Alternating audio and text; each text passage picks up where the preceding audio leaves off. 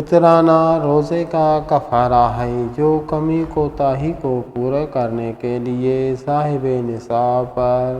واجب ہے تاکہ روزے کا مکمل ثواب دیا جائے۔ حضرت ابن عباس رضی اللہ تعالیٰ عنہ بیان کرتے ہیں کہ رسول اللہ صلی اللہ علیہ وسلم نے فرمایا،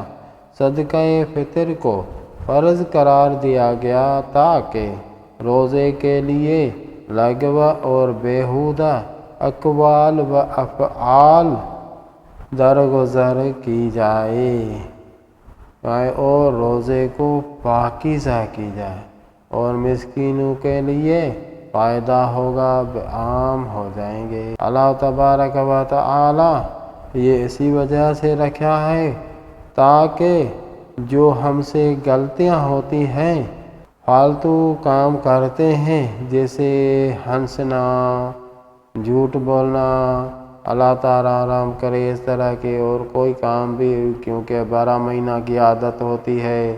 تو کافی ساری باتیں فطرانہ دینے سے معاف ہو جاتی ہیں، کافی سارے کام معاف ہو جاتے ہیں۔ چنانچہ جس نے اسے نماز عید سے پہلے ادا کر دیا تو ایسی زکوٰۃ ہے جو قبول کر لی گئی، اس کا وقت مقرر ہے، عید نماز سے پہلے ادا کرنا ہے۔ اگر کسی نے پہلے ادا نہیں کیا اور بعد میں ادا کیا تو یہ صدقات عام میں سے ایک صدقہ ہوگا، یعنی وہ فطرے میں شمار نہیں ہو سکتا۔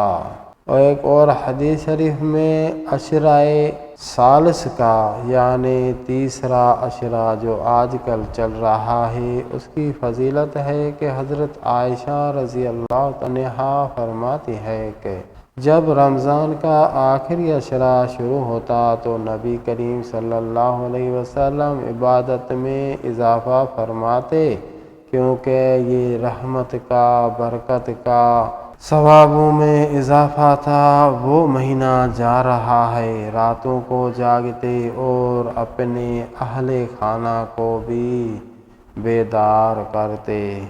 جو اپنی بیویاں تھیں ان کو بھی